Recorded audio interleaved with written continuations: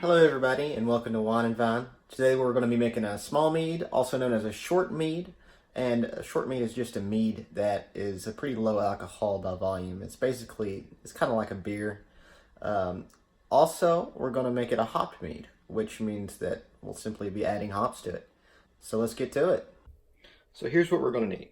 We're going to need a little over a pound of honey. Anywhere between 1 and 2 pounds would work for a short mead. Or a small mead, same thing, just different names. So we have about 18 ounces here. Also, we're going to need some sort of yeast. This is a lager yeast. I chose this because the person at the store said it was a good brand, so I'm going to give it a try. And the beer yeast should give us a faster fermentation time. This one says quick sedimentation, which will be nice for such a small batch. Also, we have our hops. We have an ounce. We probably won't use all of this, but we'll see how it goes. And then lastly, we have cranberries. These cranberries are for sort of a yeast nutrient. Normally I would use raisins, but I don't have any raisins, so I figured cranberries would probably work just as well. So here we go.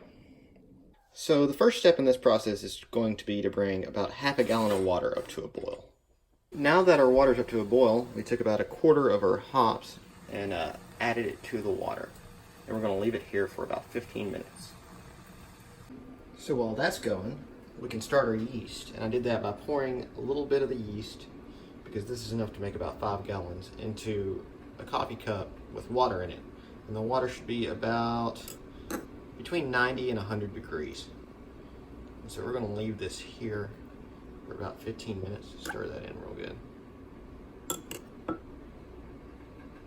That ought to get the yeast all nice and activated again. Alright, this has been boiling about 15 minutes now, and the calculator I used online is an IBU calculator, and it said that this amount of hops boiled for about 15 minutes should give us about 14 IBUs. So that ought to be good, because we don't want the bitterness to overpower the honeyness. We're going to take this off, and then we're going to pour as much ice as we could scrounge up in here. Or place it in here, whatever works. I didn't use all my ice, I just put enough in there to get it significantly cooler.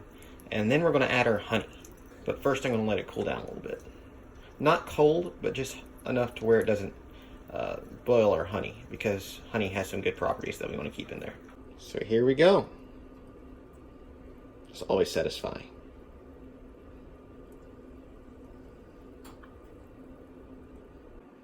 Alright, I added the honey to there, and now we're going to need to wait until it's about 95 to 100 degrees, and then we're going to add our yeast.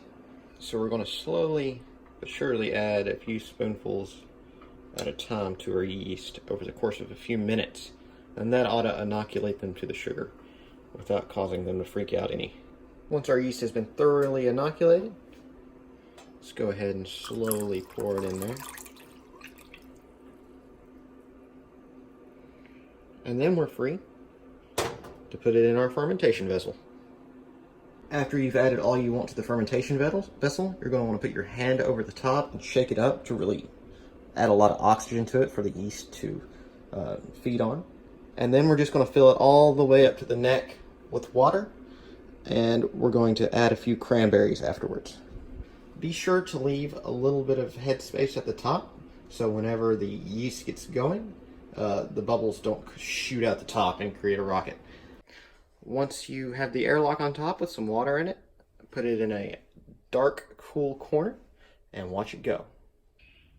Just a quick update on the hopped mead. It appears to be fermenting quite well. This is the second full day of fermentation, and I'm very pleased. It's time for the racking of the mead. As you can see, I have my hopped mead right here and my ginger mead right here.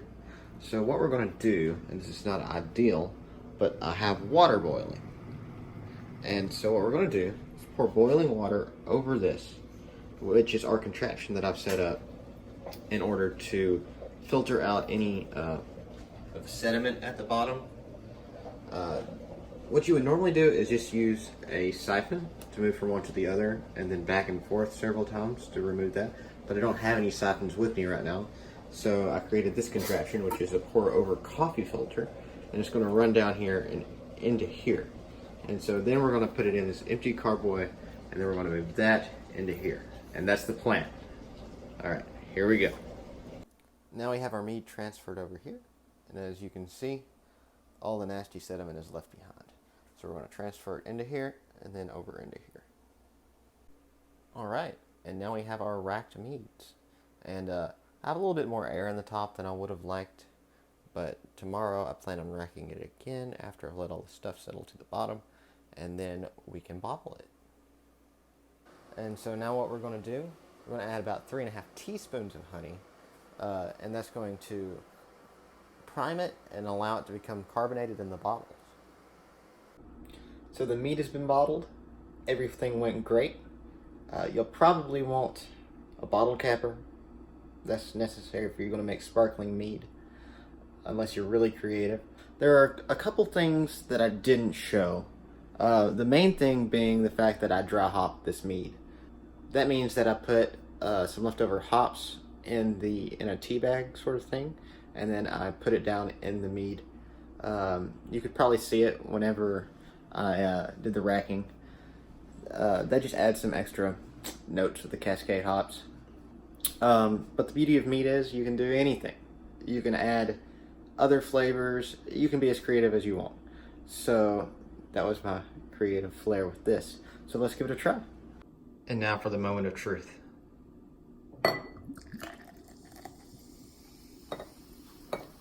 It appears to be nicely carbonated.